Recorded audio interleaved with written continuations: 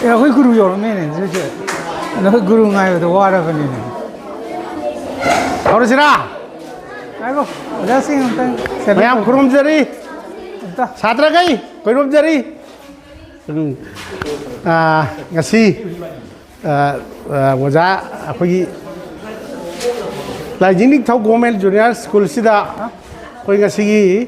Lecture Cum Demonstration of Manipuri Dance haiba. Hiram sida haktan lecture hangang ngai sida tawjor bagi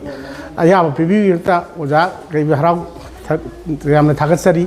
koi yamna kana haiya bajuna te adu mapu koi Institute of Manipuri Performing Arts hai je koi Ministry of Culture gi makhada salary khara ka phangna hangang hai je leijabani aduna maram orga Ministry of Culture gi guidance makhada apoi school government school anamba government school adagi nabodia kai mayam sida only 30-45 minutes ki lecture cum demonstration amam tam tawudaba yade haina takpirak podagi koino madugi matungina koi ngasi silak sebani aduga koino ngasi ahamba introduction da hawudeba thabak gasina what is dance Manipur jagoi si kaino angang gagi sida jagoi si karamna moida ngasi demonstration tawraga koi uttori bono haibagi matang duda koi Dr. Ibom sa swing mekegi koi sangsthana ki vice president oibisina jagoi si kaino jagoi makhal kaya lai jagoi si kamai tawna haurei haibagi singba question mayam ju hangbiu oja ga yu chatra ju hangbiu na koi Dr. Ibom sa bu tang se ka morning as a lecture to se lecture se ozana su to ye dei mi su to loina lecture mayam to ni lecture se gang sim taning hoy ko question interaction to se ko yare amda satra si swagi ngak ta natra maniko handak lai harau bo yaw bra yeng bra hei lai harau bo yang ti yeng bo yaw da bra yengi adagi jagoi sa ba yaw de asam chawr ga lai harau bu am chaw to bu lai harau jo sa ki da bra na yawe kana yawe da kai jagoi sai kai jagoi sai hai ro hairo kai jagoi sai hai ro adu dei sum wari sum taw je wari taw ne nuai ne ba lecture to bo sidi nuai te ba ko hairo kari kai jagoi sai na Kamu bi jago saya, ada yang maning gitu di,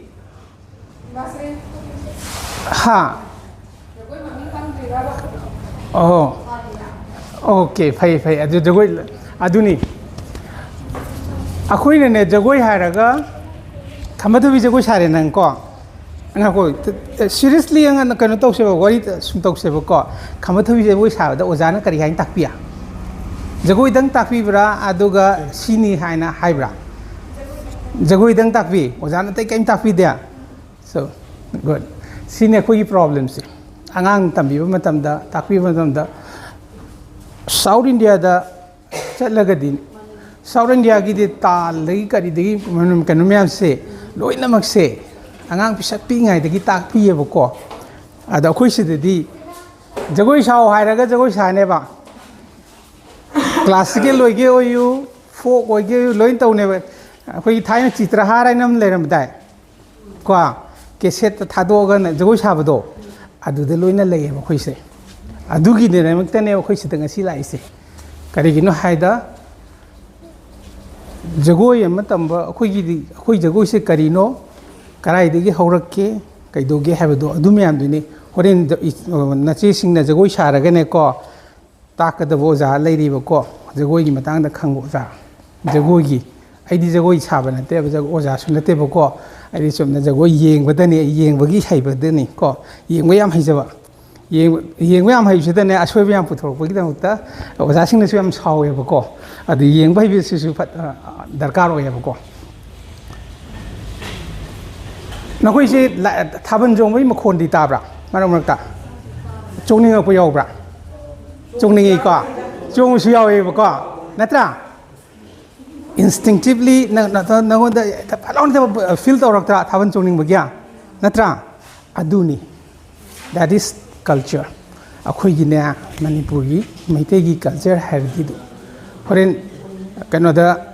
Punjab da chalama kanda chalakanda moi bhangra taw matam da mi puna mokoi puna bhangra chongne bako adu bhangra sina kari kawi koina folk dance haina hari ba mayam do adu da chandoi ba sidagi haura ga ne horen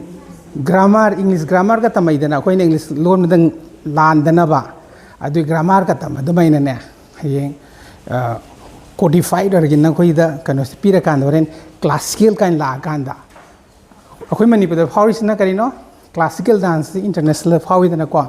ama classical bhaw lak ne na si kai da hobi sai lai rawi jagoi sabdo that is the most important adu lai rawi jagoi sabdo ojana jagoi dang tambi haibane ko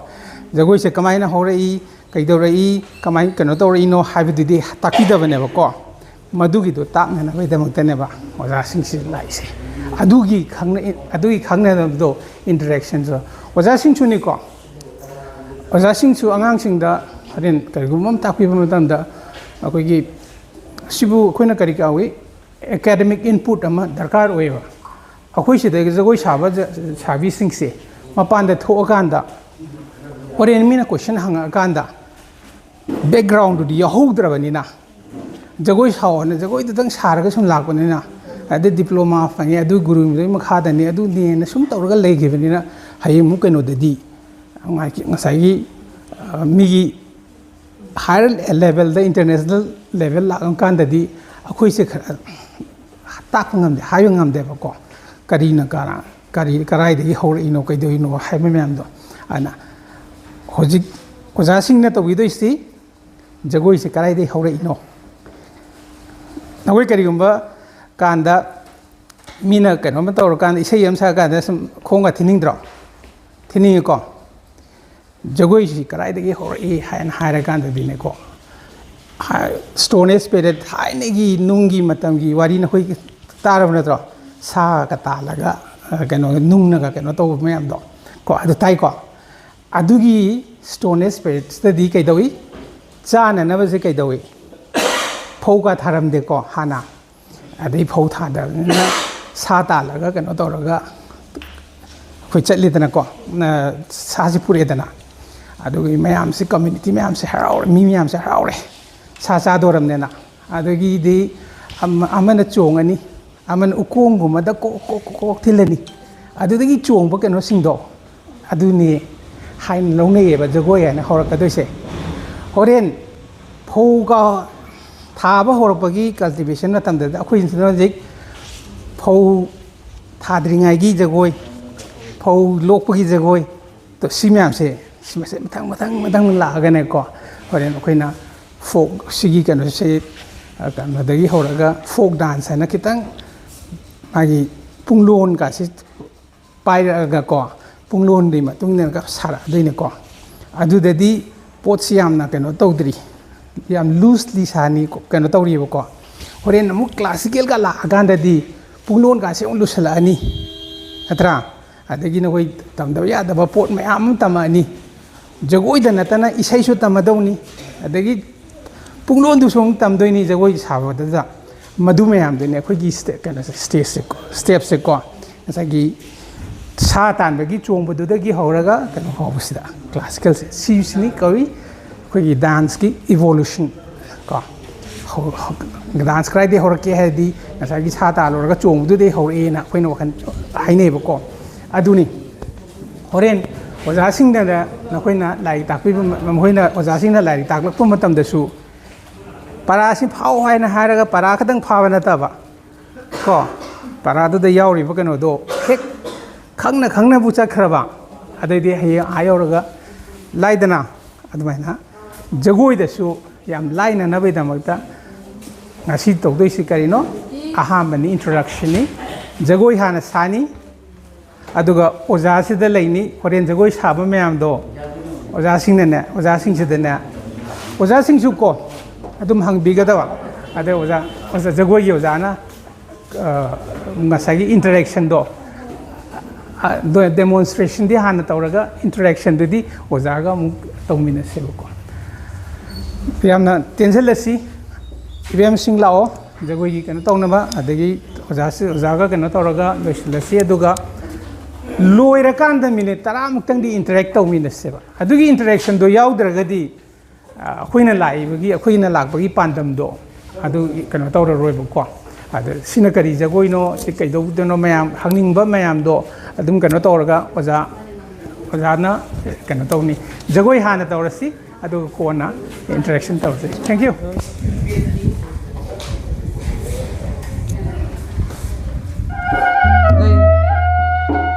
chumsa chaprau pilao sigi jagoi se lai ro bagi jagoi ko lai ro bai khamba thui bigi jagoi da thui bigi jagoi gai ne basi je nupa gai ni yaw da na khamba gi jagoi ya maning da sa dui ne ba sina thui bigi gi jagoi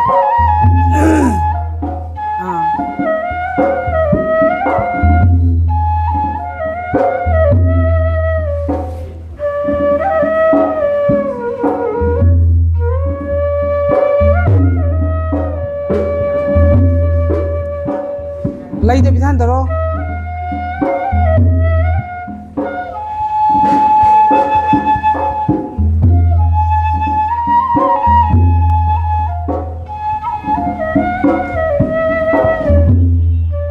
thin ba hai bisina sumaina thin doi ba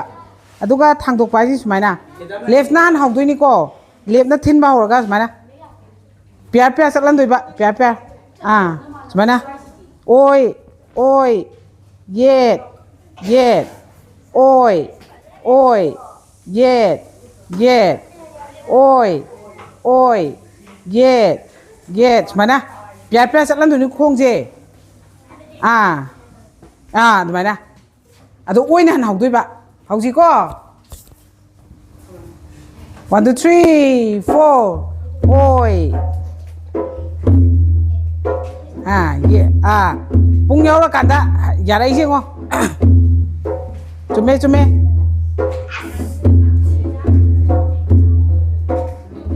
mê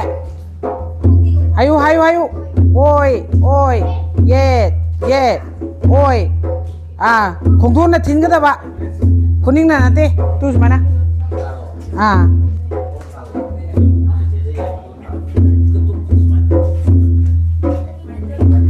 khong thin ba do na hiro adu khut yarok toini khong thin ba yara kan da khut yarok toini ko admai na sigi sang ji da dum thilo sujan ba ju ya de tap ba ju ya de sigi sang ji da dum thin doi ba na sa phai dok ka de sum na sum nakan hai da ni si hai ri ko khut yaw ra si ko khut si som da ki som dai ko lo hado chume ai bu kangun na ko la na hai de kolo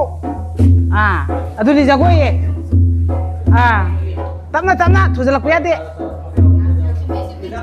thu ba ya de ko chume si sum sa jagoi ka we sum na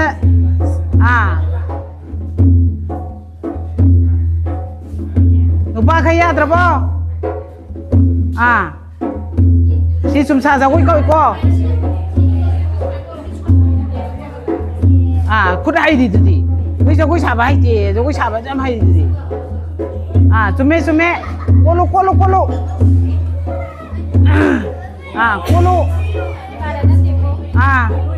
khong ka ran be de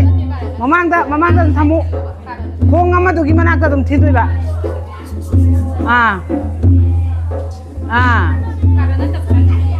Sumana khong du sumai thilo sumana ayo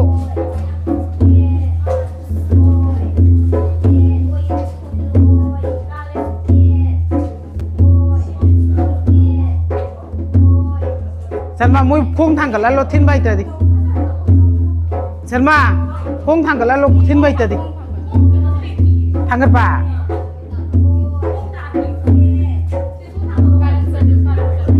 khong sumana karan sumai tan bai ade tibe tu khong ama gi mana ka thin ga ba Semana semana.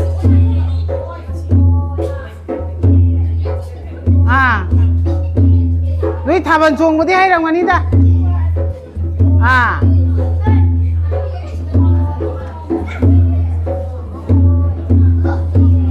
Hayo hayo. Kuthada ginu. Suna kang itu kuthada re.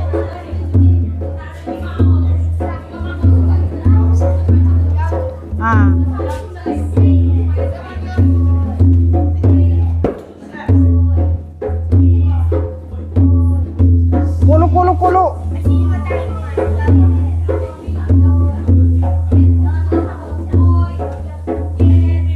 Cuma.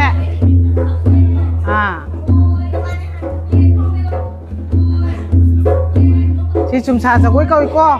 tapi biuk si, mana nam tang, kun nam nam tang, lale, kung oi tin benda kut oi, una tanya biati, yet, oi,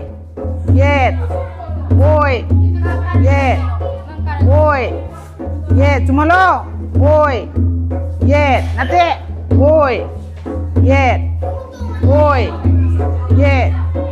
oi,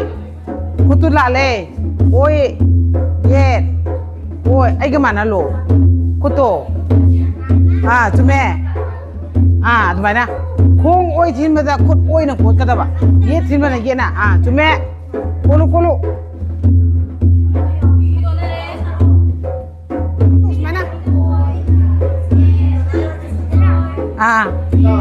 Mana? Cuma. Amom. Mana? Amom. Cuma. Amom kolo.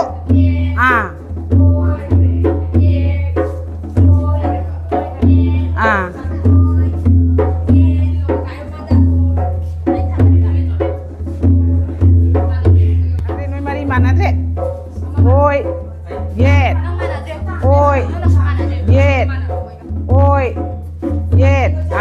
aduh simtuk pun kami do, tunggu saya turun nih. Simtuk, memang sabi obat. Di memang sabi. Lalang keno, oi,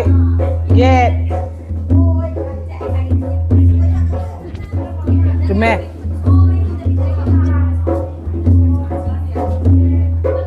Cuma.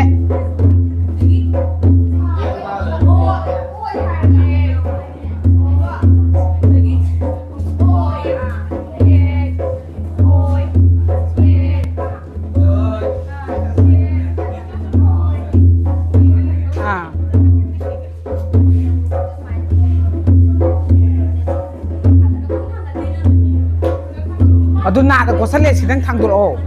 Nada semai nada kai ko ma sana ya sira. Mana? Somdagi. Abi lale. Somdagi ko to ba. Cumi ko. Hoi. Somdagi. Nui mi jin tama mi ni ai ni kolis na. Ai ke mana kolo. Cumi. Mai kolo. Sabram kolo. Sini sabra kopi kau iko. Mana lo? Cuma. Saya dulu cuma si sabra kopi. Mana tre? Oi. Yet. Ayo.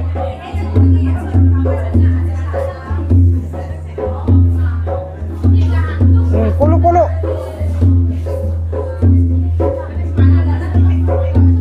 Aduh di hairan mana ni? Lain terasi dia.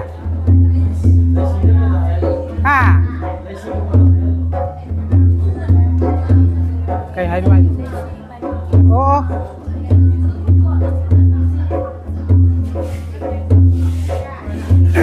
Kayak keren. Nyare.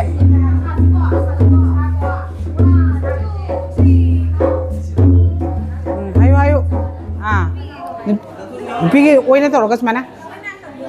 Oi na hok duini hana. Mana? Makada.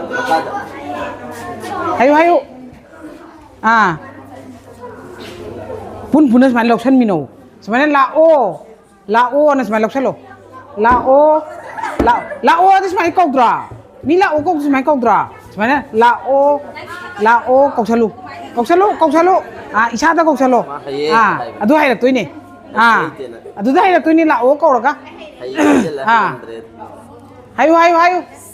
ไอ้สิก็เอาจีโอ้ยได้ยังเอาตัวนี้ก็ 1 2 3 4โอ้ยเย่โอ้ยเย่โอ้ยเย่โอ้ยละอุกละอุกละอุกชะลุละอุกตัวลงนะสมัยกูปะลงนะกูปะสมัยนั้นอุ้มนะกูนะแต่มันลงนะสมัยนะตัวโอ้ยเย่โอ้ยเย่คนตัวนี้ทุจริตกันนู้ทุจริตอามันทุจริตนะใส่ตาทุจริตตรงนี้ตัวนี้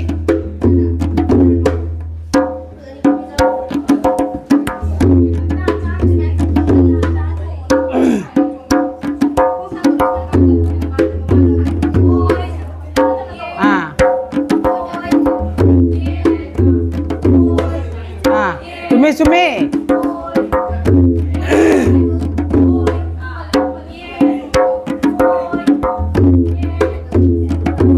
atu ba sum sa ta rasi ko atu ba tang sa na ba dhan dhan sum sa dhan sidar kitang nungai ra mani kitang hengalak ra nungai ba jagoi gi sune step lai ba sigi step je khara sidar khara nungai ra mani kolo sume kucing lai bra hai bra yung ko kucing lai ro hai ne kucing lai bra hai layu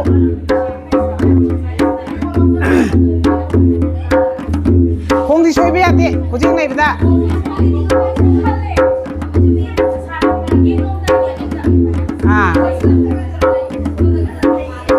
ayo layu oi khong di lan ba te oi yet oi ayo ko sida ayo oi chelo layu oi tung chelo ye tung chelo layu tum na pham da e som dong lai ro ku taro sida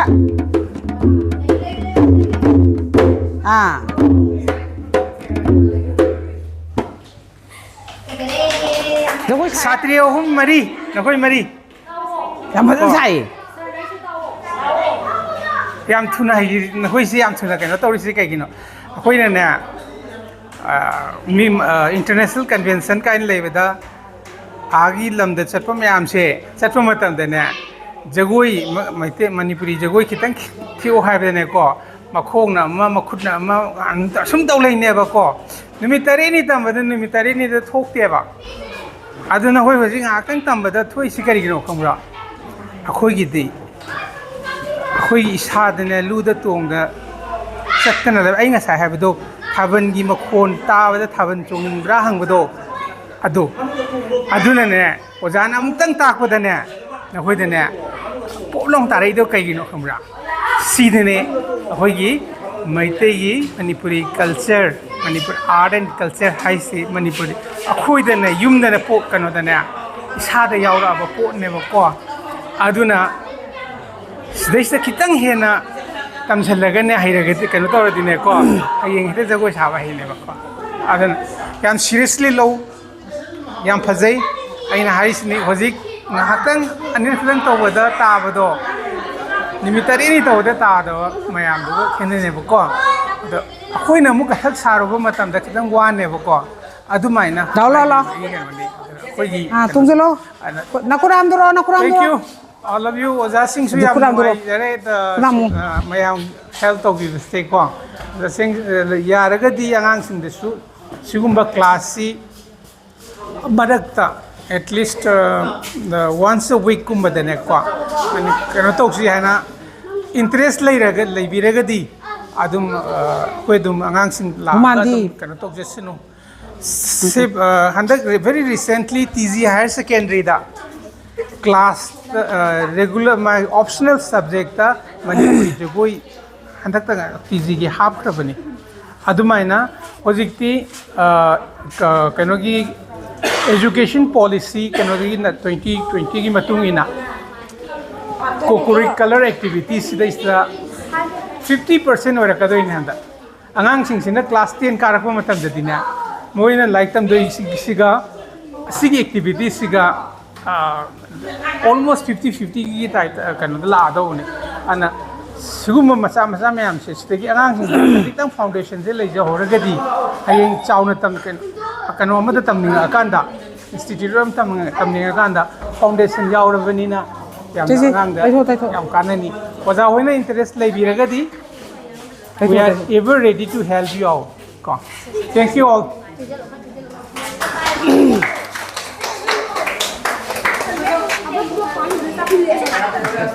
Sorry.